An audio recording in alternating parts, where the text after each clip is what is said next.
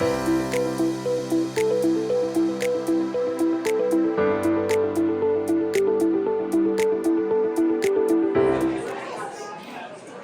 you for coming. Thank you for coming today. I can't tell you how excited I am to have this amazing panel of journalists here with us. It's truly a unique event. So when we started Women Who Rock, it was really meant to elevate women in comms, journalism, public affairs, and in government. And you know, as we come up on the 10-year anniversary of ROKK Solutions, you know, a lot of our growth has been experienced a lot because of our incredible women. So I'm going to turn it over to one of our incredible women, Kristen Wilson, who will introduce our panelists today. Thank you. Thank you all for coming. I appreciate it and welcome. We're going to start left to right here. We've got Deirdre Walsh, who's a congressional correspondent with NPR. Melanie Zanona, who is the senior congressional correspondent for Punchbowl News. Tia Mitchell, who is the Washington correspondent for the Atlanta Journal-Constitution. Kailey, Leinz, anchor and markets reporter for Bloomberg. And Jackie Kucinich, who is the Washington bureau chief for the Boston Globe. So thank you all for joining us. Rachel Scott with ABC was meant to join us. She is stuck in Florida, so send a good thought to her that she makes it home before the hurricane hits tomorrow. So I want to start with some, as we all know, this is about women and women affecting the elections and how women are going to vote. So this election cycle will see 36 women running for Senate seats. We'll have 263 women running for House seats. 299 of there, plus the one critical woman who's running for the top seat. So 300 women running this year. So I'll throw this out to the group. Will 2024 finally be the year where women's voters' priorities turn this election? Good question. I mean, look, the gender gap has been something that is not a new phenomenon, but I really do believe that this upcoming election, it is front and center for a number of reasons. Number one, you mentioned Kamala Harris is at the top of the ticket, and number two, this is the first presidential election since Roe v. Wade was overturned. So we're going to get a lot more clues, obviously, in the coming weeks. We saw some of that in the midterms. There's a lot of Democratic hope that that's going to transfer to the presidential election, but we'll have to see. It does seem, though, that there is just a sense that there are more women running for office up and down the ballot. Women voters really have been a priority, especially this election cycle. You have 10 states where you have abortion actually on the ballot. Obviously, abortion is not just a women's issue, and women care a lot about many things, are not a monolith and care not just about abortion. However, in terms of driving turnout, in terms of particularly in a critical swing state like Arizona, it's going to be something that's going to be front and center, as you said, that we're going to have to watch going into election day. I want to follow. I mean, we already saw the gender gap as a key issue when Biden ran against Trump. Yes. I mean, there was a 15-point gender gap. We were already seeing polling data that gender gap could be widening. The one thing I'm really interested in is sort of the younger voter cohort, because there's new data out from a recent Harvard poll that shows the gender gap among the 18 to 25-year-old cohort sort of widening. And if that becomes like a persistent dynamic in our politics, I feel like that has major ramifications for the races. You know, I cover mostly races on the Hill, do some presidential stuff, but I feel like there's still such a representation issue with women running for office in Congress. And what will it do if sort of we see this generational change where the gender gap widens and stays that way? I mean, I think it'll have ramifications for the kinds of issues that Jackie mentioned, but we'll just have to see. Jackie, I want to follow up on what you said. There's 10 ballot initiatives across the state, in 10 different states, where reproductive rights are going to be waived by the voters. From very red Florida to very blue New York. Texas and Georgia yesterday both had rulings that put this issue front and center. You also have 2 states where some races are kind of tight, presidential in one state, a Senate race, and another that could potentially be tight in Texas. How will those rulings, particularly in those 2 states, and the other states have the abortion ballot measures on the ballot, affect those candidates' chances? I think we'll have, I mean, I keep a magic 8-ball on my desk these days because there are questions like this, and I just want to shake it and be like, well, Too soon to tell. But we've seen in other states, again, just going back to these ballot initiatives, they have a perfect record of passing across the country. And the language varies from state to state. And we've seen Democrats particularly mobilizing voters around this issue. I mean, look at the ads that the Harris campaign are putting out. Look at the ads that you've seen Senate candidates putting out. And I think rulings like that is just going to fuel that sort of campaign going, right, how many days are we out? Like 28 days? 4 weeks. I think, sorry to go ahead. Well, I think the other thing to consider is we know the margins in all of these races are probably going to be incredibly close, and it could be a turnout game more than anything. At the end of the day, that is the deciding factor. And what we've seen is these are really high turnout events when reproductive rights are on the ballot. We've seen that in these special elections and the off-cycle votes. So if it actually has the galvanizing force of sending more voters to the polls, it ultimately can make a difference in that way. Pro-choice voters may already have decided who they're showing up for, if they're showing up at all, but it is the casting of the ballot that ultimately can make that difference. And the point I wanted to make is that it can do nothing but help Democrats. I'm not saying that it's going to guarantee Democrats win, but there's nothing but upside for the Democrats when this issue is on the ballot, when this issue is top of mind. And we know that Republicans have struggled with their message. Donald Trump himself has struggled to have a consistent message on the issue. And so that's why you're going to see, for example, in Georgia, abortion is not on the ballot because Georgia doesn't have such a mechanism. But the Harris-Walsh campaign today is doing a roundtable on reproductive rights in response to these recent rulings regarding the state abortion ban. So they're going to continue to keep it top of mind because, as we've noted, abortion wins when it's on the ballot, and Democrats think it can do nothing but help them with other things that are also on the ballot. And they have a messenger now who can actually push this. Joe Biden was not a very effective messenger when it came to abortion rights. That was not his forte. Whereas Harris spent months touring the country even before she was the top of the ticket talking about this. So they do have that also, as Tia said, can only help Democrats on this issue going forward. This isn't just an issue this isn't the sole issue that you're sending people to polls. The economy is also a big deal.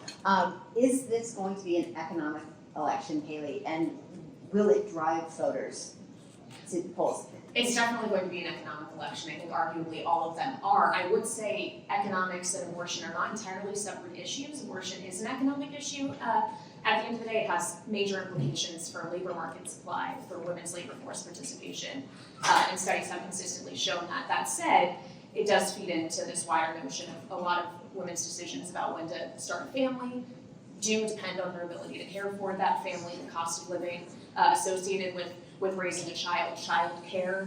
And so all of those issues do feed into this wider issue of the economy. I think the economy is trending in a way that perhaps is more in favor of an incumbent, as we've seen lower work prices. That potentially isn't going to stick around considering what we're seeing in the Middle East, but you still have a relatively low unemployment rate. You are seeing in sentiment data things picking up, and Harris is getting more credit on the economy than Joe Biden was able to. He just could not get what was largely strong economic figures to resonate. She's having more success in doing so, arguably some of her messaging around the middle class, where she would like to target her tax policy, specifically these notions around price gouging, whether or not they actually economically make sense, at least from a capitalism standpoint. It does seem to actually be making a difference, because the price at the pump, the price people are paying for groceries, is going to be in the mind of voters when they head into that polling booth. We seem to be a bit behind, though, the voters do, than what the economic indicators are putting forth. Like, there's a month out. The indicators have all been steadily improving. Voters still think that the economy is in bad shape. Yeah, well, prices haven't been coming down materially, right? Inflation rates may be going down, so they're not going up to the same degree they were, but the price of most goods is still significantly higher than it was when this administration came to office. And I think you're seeing the Trump campaign in particular make a large point about that prices are higher over the last 3.5 years. If they wanted to combat inflation, why have they not already done so? So I think part of it is just that feeling that nothing's getting cheaper for you necessarily, arguably.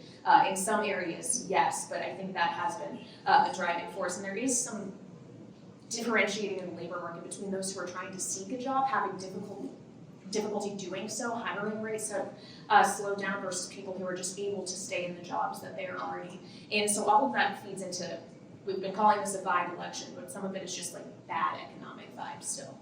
I mean, you see it in the ads that candidates are running.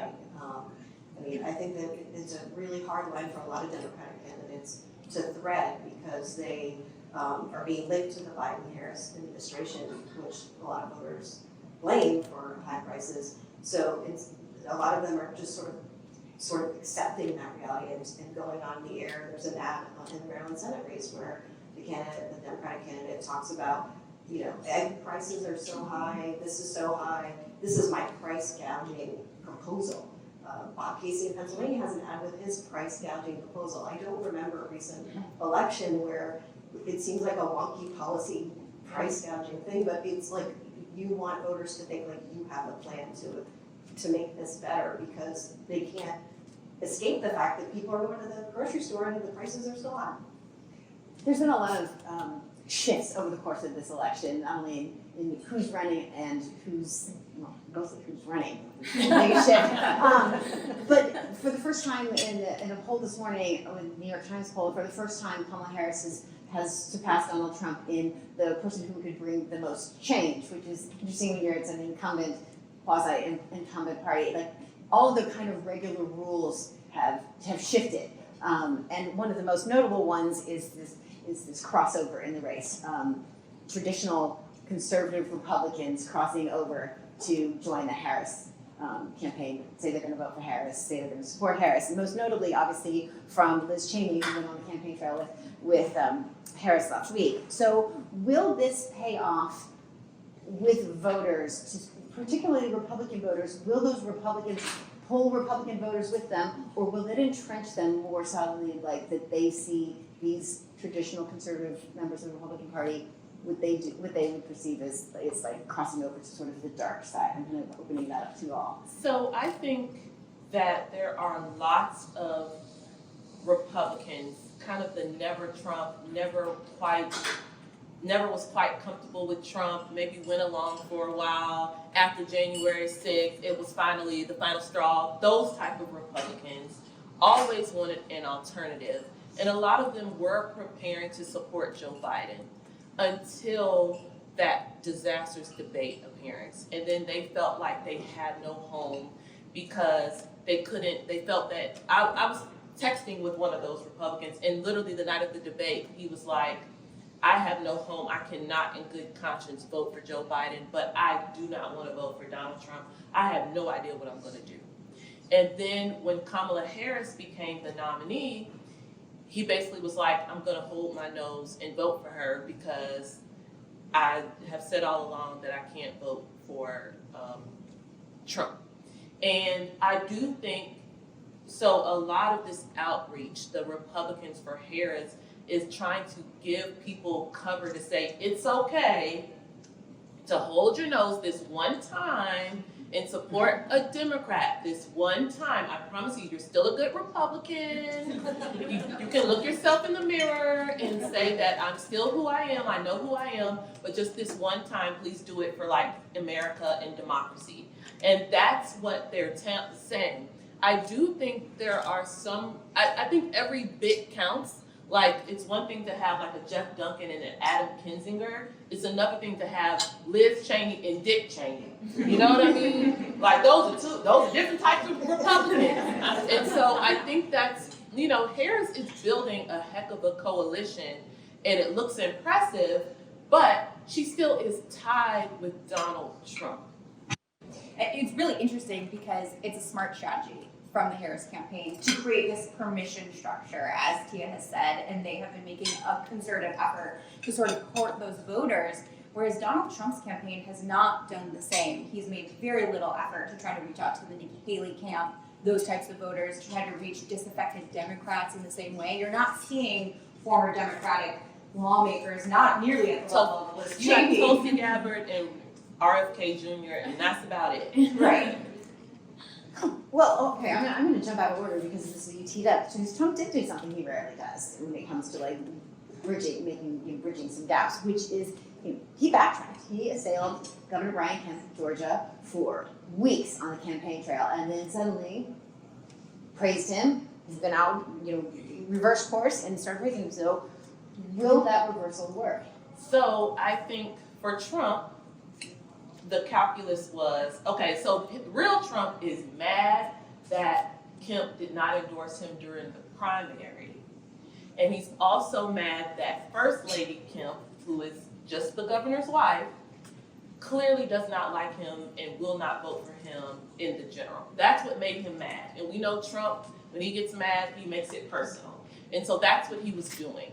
And he went and had a rally in Atlanta that really kind of elevated this disdain he had for the Kemps, because it's like you're in Atlanta, Kemp is very popular, and you're going against him publicly, but you also are calling out his wife, who's not elected to anything, in this election where we've already established how crucial women are. And I think plenty of people got in his ear and was like, dude, you need Georgia, Kemp is popular in Georgia, you are a Republican, he's a Republican, the man said he supports you now, don't mess this up. And so the new calculus became, let me play nice. And Kemp went along with it. He got his wife to at least not say publicly that she's pissed off at him privately for going along with it. And that's where they are now. I think Trump is doing it because it makes sense politically. Like, why would you feud with a popular governor who has said nothing bad about you? We'll see how long it lasts. I do think, and to your point, there are Republicans in Georgia who are the opposite of those Republicans who want a reason to vote for Harris. They're Republicans who want a reason to justify voting for Trump still. So they need someone to say, yeah, we know he's awful, but do it for the party, do it for the longevity of Republicans, do it for conservative values, do it for Supreme Court, the Christian conservative agenda.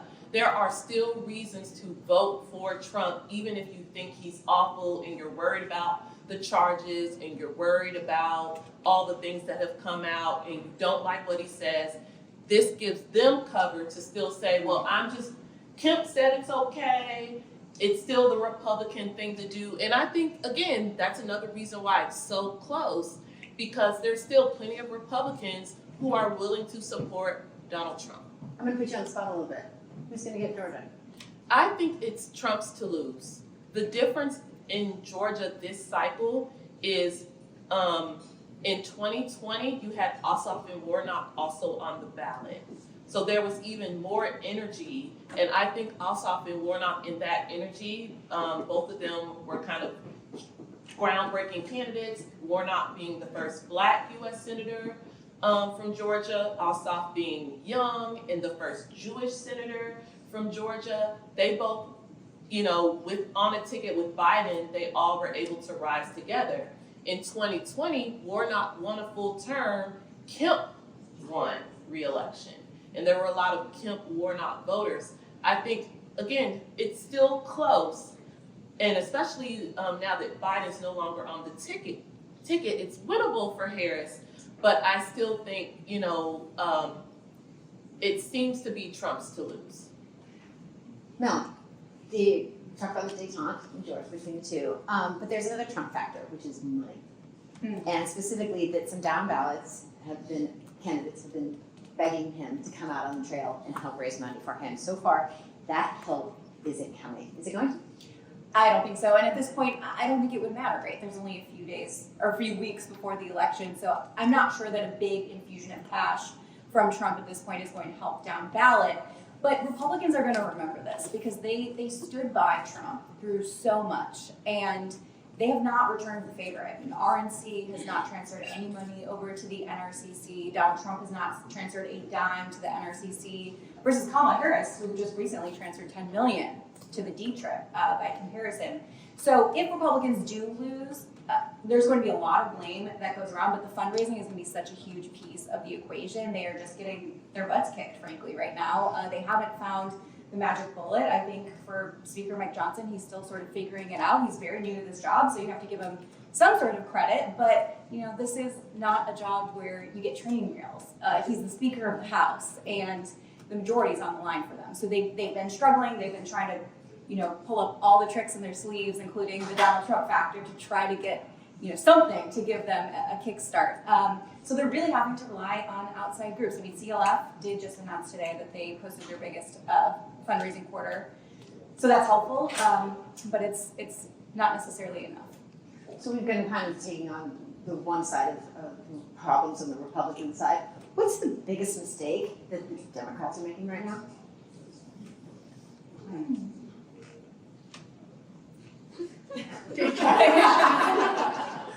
mean, I think that a lot has changed since Harris is at the top of the ticket. I mean, she obviously did change the dynamic in the race, but the fundamentals in terms of the states and how close it is and how it's still close, I think is something that Democrats around political races agree, but I think maybe the Democrats are worried that voters don't understand that. And I think not going at immigration head on initially, it allowed Republicans to really get their message out and define a lot of Democrats by this issue. Now, yes, you see Harris going at some of her vulnerabilities a lot more openly and a lot more publicly, but that took some time. It took some warming up. And yes, I mean, she's just been a candidate for how many months now.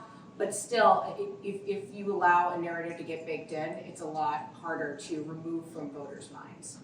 And I was just going to say, I don't know if it's like a mistake, but Democrats have some really complicated politics to navigate, Yes. and it's showing where they're struggling. For example, their outreach, particularly to Black men and Latino men, they're struggling with that to counterbalance some of the outreach from the Trump campaign on issues like the economy and immigration.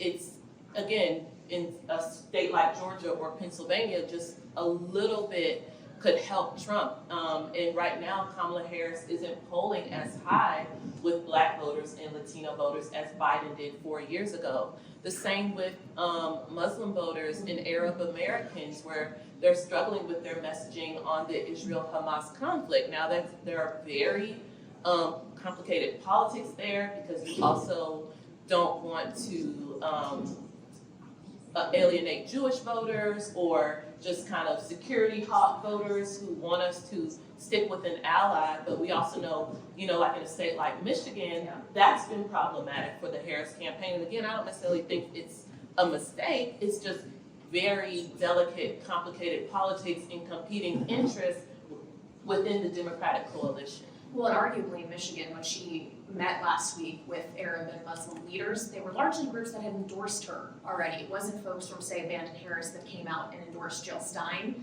yesterday. And in Michigan, when 100,000 people voted uncommitted in the primary, 100,000 votes could be more than the margin it will actually take to win. And if you don't win Michigan and you don't pick up other states, that could be the election right there. And I think that's a vulnerability that maybe isn't being paid adequate attention to. One issue that I think Democrats in one key state, at least for control of Congress, have learned to pivot on is the issue of security and crime. Crime rates are down, but crime is still a big issue in a lot of communities. And in and around New York City, crime fears are still a big issue.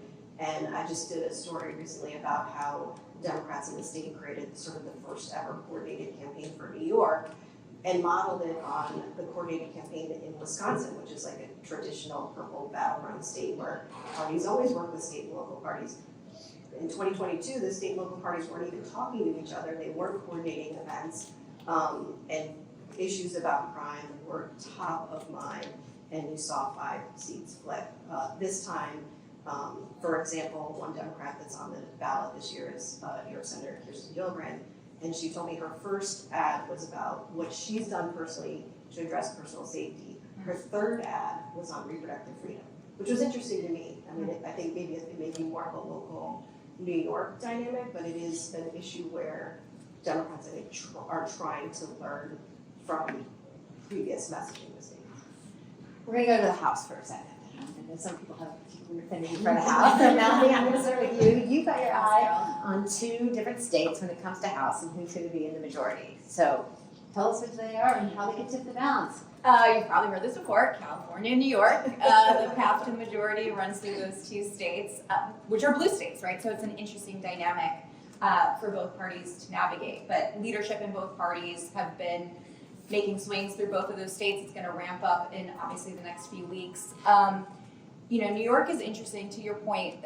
There's a lot of crime, border security issues.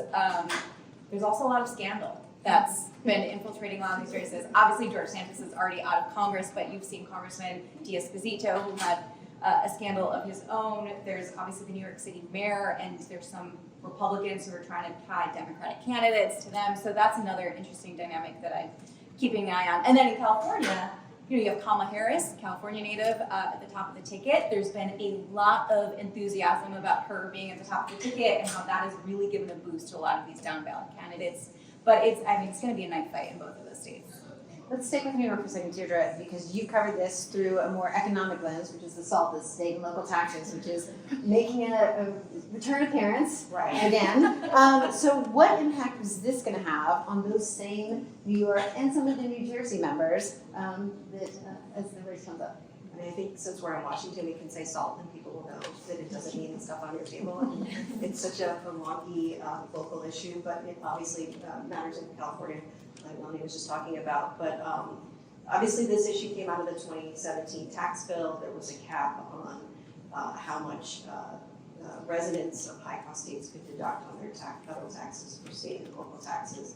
And that issue, at the time, I think Trump even said publicly a lot of this was to sort of like get back at blue states, on the libs in blue states, and let them sort of like lose out on the tax bill. Republicans in Congress at the time fought vigorously against this proposal, and now it's really becoming a central issue. I was up in New York, I've been up there a couple times, and it is a pocketbook issue. People say it's amounted to a tax increase for a lot of people, and they're really looking to both parties who are vowing to restore the tax break.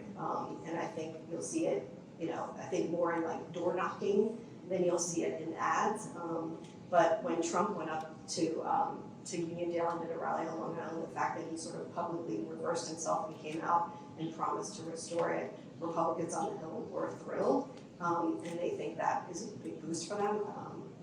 I think it could end up being an issue that decides control of the House because of the races that Melanie was just talking about. It's an issue in all of those races.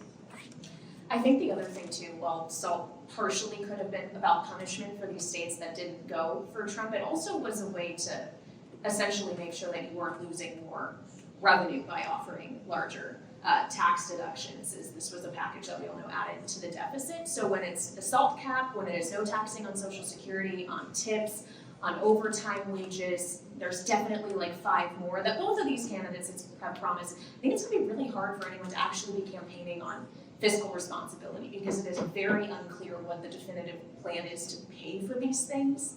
And if anyone out there, Congress will help, right? Sure, they're so helpful. They're so willing to provide bipartisan votes on a consistent basis with issues everyone agrees on. But yeah, so the deficit question, if voters care about that, they might like the SALT deduction if they're in New York, but that's kind of a wider countrywide looming issue. You said that there's like uncertainty on all these issues. Well, there's one place that does not like uncertainty, and that's Wall Street. Correct. So, there has been some huge gains over the past few weeks, but again, Wall Street doesn't like when they're not sure about something. So what could roil Wall Street? I think financial markets broadly are probably very ill prepared for how long it will take to figure out who actually is in power.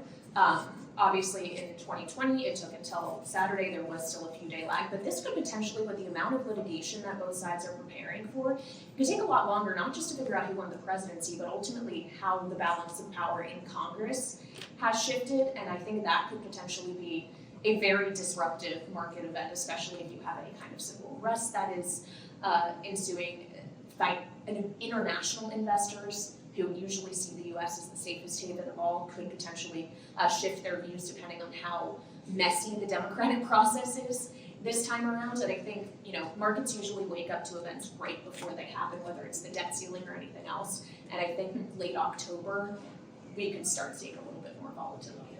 If I could jump off of that, one of the fascinating dynamics that's been really revealed itself over the last, I'd say, month. You have secretaries of state and election officials kind of doing a roadshow around the country, talking about how long it's going to take to count votes, because they are very concerned. They saw what happened in 2020, and they're trying to make sure that people don't expect results on election day, which we've all become accustomed to.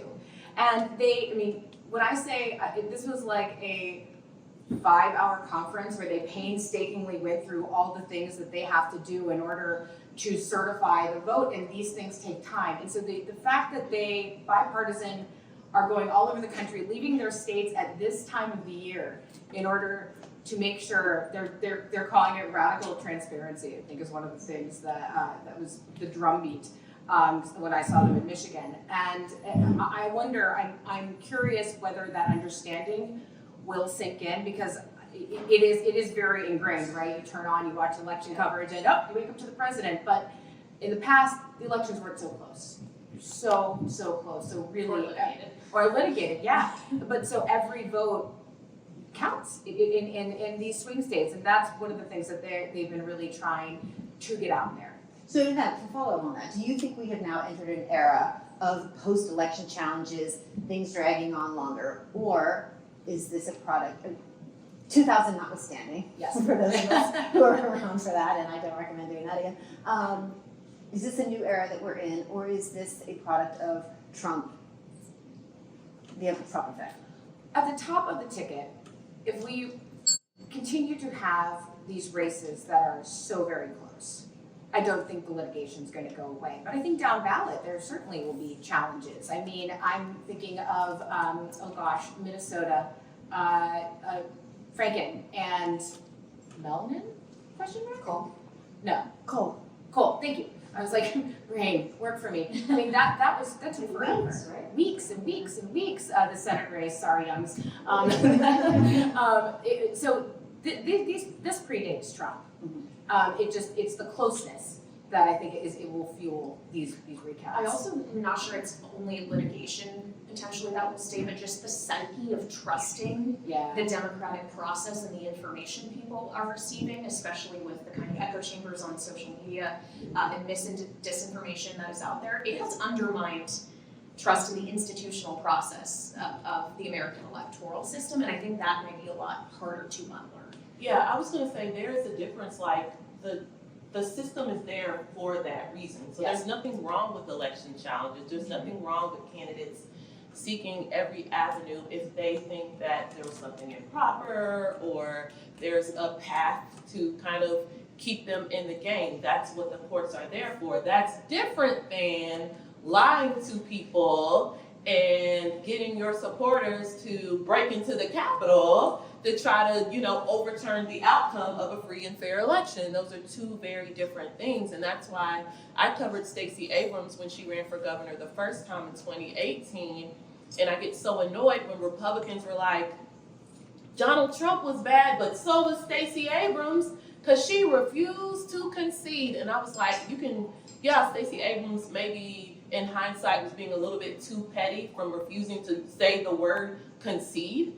But she always accepted the outcome of the election. Yes, she filed challenges because she felt that there were certain things that Georgia did that disenfranchised voters, but she never told her supporters not to trust the vote count. She never told her supporters to march on Georgia's Capitol and try to force the governor or the Secretary of State to find her the votes. It was not the same, and it's not fair to Stacey Abrams, but it also leads to it gives cover to the people who did it one way that Abrams or other people did it the court's way. Those are not the same thing. And the fear is if it takes a couple of weeks because we've got to wait for some courts to make sure that things were done right, that's one thing.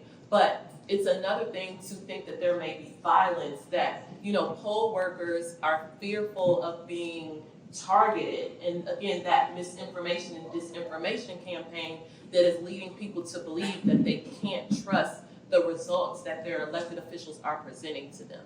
I'm gonna follow up with you and just, because Georgia has been sort of a unique state in all of this year, because they've passed some very different measures to challenge this. Is it going to be something that they regret? Well, I'm trying to be succinct. Just the Republicans elected officials, the Attorney General Carr, Secretary of State Raffensperger, Governor Kemp primarily, have been in different levels critical of the state election board for recently changing the rules in ways they say could create chaos on election day. But they also, Kemp and Raffensperger and Carr, supported changing the election laws after Donald Trump lost in 2020. And they supported changes that led to the current makeup of the state election board. They supported changes that took roles and responsibilities away from Secretary Raffensperger and empowered the state election board. So just as they're kind of saying, wow, the state election board, you've gone too far, but trying to wash their hands as to the fact that they were directly responsible for helping the election board get to where it's gotten. And I think that's something that sometimes they get a little bit too much credit, like, thank you for like standing up for democracy against Donald Trump, but you also helped like feed into the misinformation and disinformation by pushing forward changes in laws that were not necessary. In real time, my colleagues would say, why are you guys changing the election law if the election was done correctly? And they would say, well, people need to, believe that there's integrity. We're like, well, only Donald Trump is the one not making them believe that the system's fair. So why change it to feed into his lies? And they did. So they created the monster, and now they're like, well, the monster is getting out of hand. Christopher. In the back. I'm going to switch over to the Senate, and Deirdre, you have been paying attention to some of those Senate races. We've got some candidates where they're hoping that their sort of personal brand is going to help buck a national trend. Yeah, I mean, personal brand is probably the only way John Tester can keep his job, right? I mean, he is bucking, he's, running in a state that Trump won handily. And I think, he's maybe the one Democrat who could win statewide in Montana. So I think that's sort of the way he's running his race. He specifically won't talk about whether he's going to vote for Vice President Harris, and he keeps saying, that only nationalizes the race. But at the same time, Jackie mentioned abortion being on the ballot. Montana is a state where the abortion issue is on the ballot.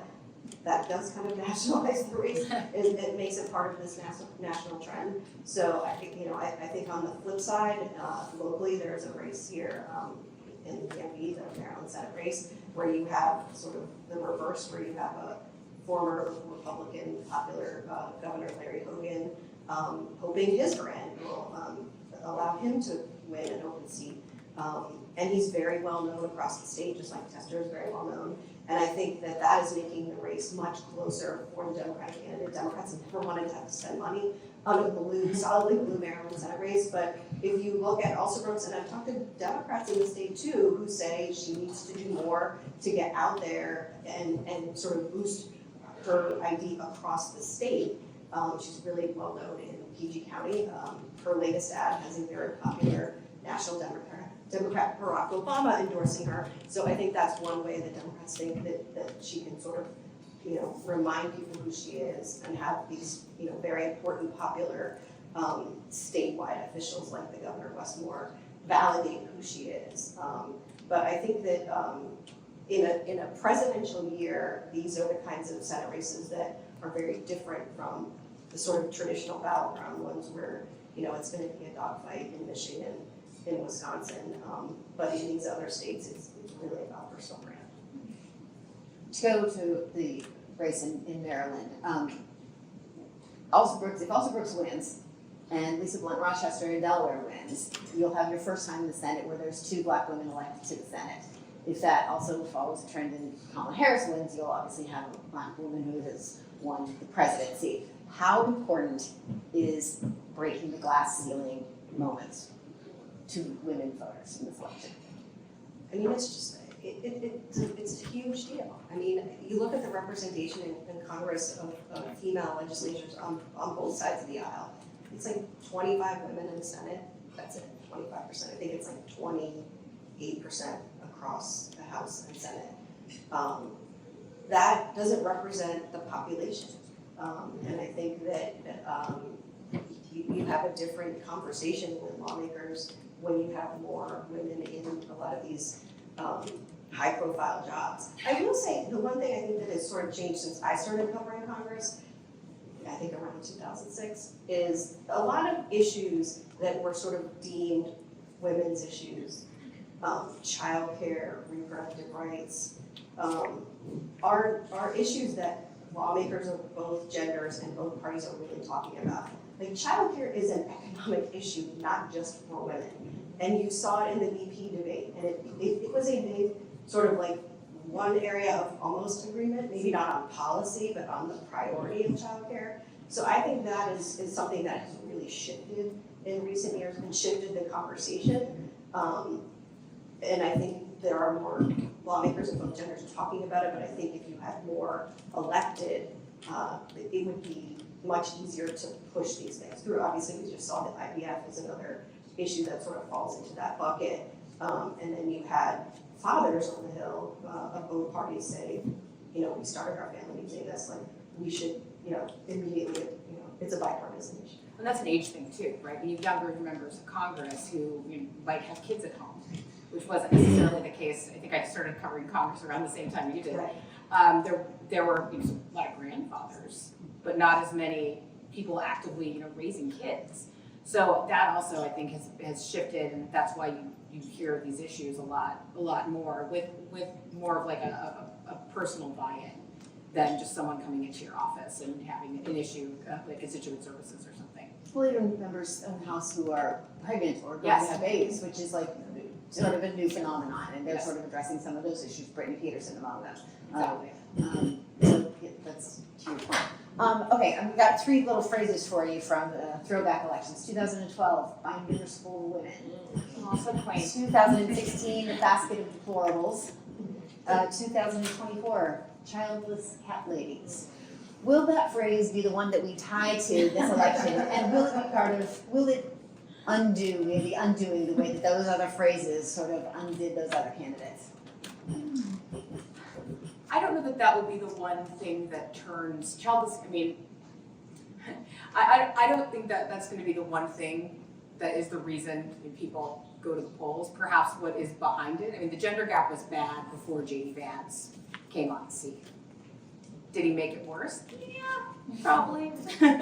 but I do think that is it is going to be, when we talk about this election. I mean, that has to be up there. That'll be on my trivial pursuit for sure. I think what's interesting though is that opens an opportunity for Kamala Harris to defend herself as a stepmother, as being a modern American family, defending herself as someone who would be breaking the class ceiling if she is indeed elected, not just a woman but a woman of color, and she hasn't really been leaning into that at all, which I think is a fascinating dynamic in this. She is not trying to exploit the historic nature of her candidacy or respond to attacks on her racial identity or on whether or not she has biological children, trying to just quiet it out and say we don't need this divisive rhetoric. And I think it's like the electorate may be making more of a deal than of those issues than the candidate herself, which I just think is fascinating. Well, but just really quick to your point, listening to Harris on the Call Her Daddy podcast, that broke through. People are talking about that who don't care about politics. And for that reason, maybe we'll have, going back on what I just said, maybe we'll have a little more resonance. And the fact that she's doing Howard Stern today, I'm kind of limited on social media, but I didn't see all the alleged belly aching from like the mainstream media. But it's like, yes, do I want her to sit down with like newspapers and legacy media? Of course. And is she not doing a whole ton of that? No, she's not. Because strategically, and this is a trend we've seen going back, really Barack Obama was the first major party candidate who was like, I don't need mainstream press. I can go straight to the people. Now, did he necessarily, and he went to Between Two Ferns, which, again, this is for the old, because young people don't even know what I'm talking about. I saw, like, some of y'all are looking like, what is she talking about? Google it. But anyway, but back then, that was crazy. Like, why is he going on that weird YouTube show? But it was about going to where the potential voters are, and now we see Kamala Harris doing that. And I think she's not leaning into the glass-breaking components because Hillary Clinton taught us that there can be downsides to that. There are people who literally want to keep the glass in place, and sometimes to be your own people. So I think Kamala Harris would be willing to celebrate it on the back end, but I don't think she wants to lean into it on the front end. Now she will allow other people to lean into it for her, but I don't think she wants to make that something that she's perceived as pushing. So I jumped ahead because you kind of used it. I appreciate that. So I hadn't heard of this podcast. I said it to my daughter this morning. She's like, "That's all we listen to it all the time." And and I said to her, I feel like right now, like some of us, I'm gonna maybe eliminate you out of this, but that you sort of feel like dinosaurs who study astronomy and meteorology are looking up in the sky and going like, that rock up there could be maybe a problem for us coming forward. Like legacy media doesn't have the impact that it once had, which leads me to is legacy media losing their edge on this? And if 2008 was the Facebook election, and 2016 was the Twitter election, and 2024 seems to be like, my son gets everything on TikTok, and my daughter listens to these podcasts. Like, if this is the 24 election, what's the 32 election going to look like? We don't know yet, because it's I'm scary. Okay. I'm like, I'm just go hide under my cherries in 2032. But I don't think so. Sitting down with a presidential candidate and holding them accountable is one thing, but speaking, at the Globe, I mean, accountability journalism is our bread and butter, and necessarily, sit down's great. I would not say no if Harris's campaign called later on today. However, I do think that our jobs don't stop at the interview. I don't think that because presidential candidates aren't sitting down with newspapers, it's the end. Our jobs are so much deeper than that, and be it going into policies, how it's affecting our readership, how some of these things that Congress and whatnot, how it's actually affecting how people are living their lives or doing their taxes or whatnot. That's where I think our sweet spot remains and continues and will be. And I think for us too, as I work in public media, I think we have to just accept the fact that our industry is changing and we have to change along with it. I mean, we don't have to stop doing those kinds of stories like having journalism. I think we also have to accept that a lot of the listeners or readers that we want, or podcast listeners, who we want to attract to come to us, we have to meet them where they are. We have to do a lot of we have to report the same kinds of stories, but also present them in a way that attracts listeners to want to hear them.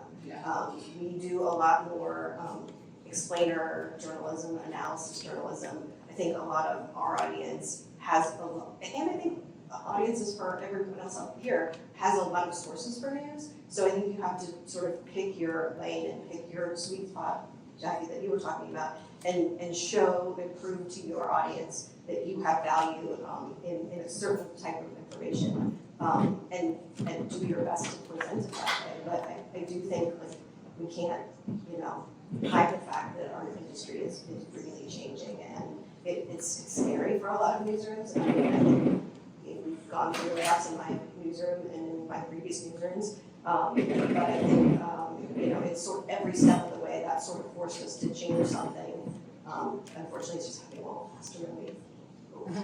Yeah, I think the thing I find more concerning is less the having to compete with podcasts or TikTok or that kind of thing, but having to compete with falsehoods and things that are not the objective truth, because part of the problem is not just that, the media landscape is changing and some versions are older than others, it's that there's a lack of institutional trust in the media that I think is growing.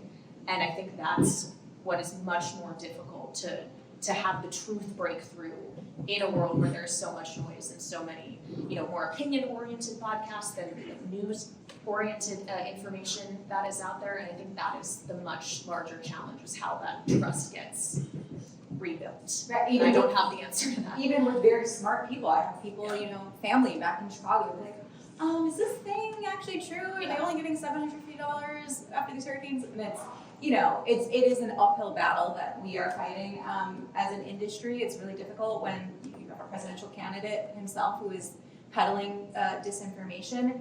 So that is something that, every newsroom obviously has to deal with. And do you take Trump live if you're a network? How do you fact check in real time? Do you do it all? A lot of the debates were struggling with that and wrestling with that question as well. I want to give some time for some audience questions if we have it, but I did ask you all before we sat down to kind of think about a race or an issue or a candidate, sort of your dark house thing. We're all going to watch the presidential, we're all going to be watching the sort of swing state, what's going to do the Senate. But what are you kind of watching, like keeping your sort of eye on and be like, oh, that's kind of interesting. And Tia, I know that you had said to me, you're watching a really interesting development in Georgia 11. It's a kind of a crazy story. So I'm It going is to tee that up with crazy. you. So Georgia's 11th congressional district, Barry Loudermilk is the incumbent. After the census, the Georgia legislature redrew the maps to protect all the incumbents. So it's like Barry Loudermilk's going to win, right? So not interesting. But what happened in the primary in May was the woman who won the Democratic primary is really a Republican. And it's part of a trend, I don't know if you guys are seeing it in other states, where we know that like on the far right, there's become kind of this MAGA split within the Republican Party. And there's been a lot of infighting in Georgia. And one thing that they've looked at is trying to control who gets to be a Republican on the ticket if they don't think you're MAGA enough. And so one of the things we've seen them try in Georgia in the 11th congressional district is one example, but there are others where they're running Republicans in Democratic primaries. Okay, well, thank you ladies very much for joining us on this. I really appreciate it. Thank you all for joining us as well.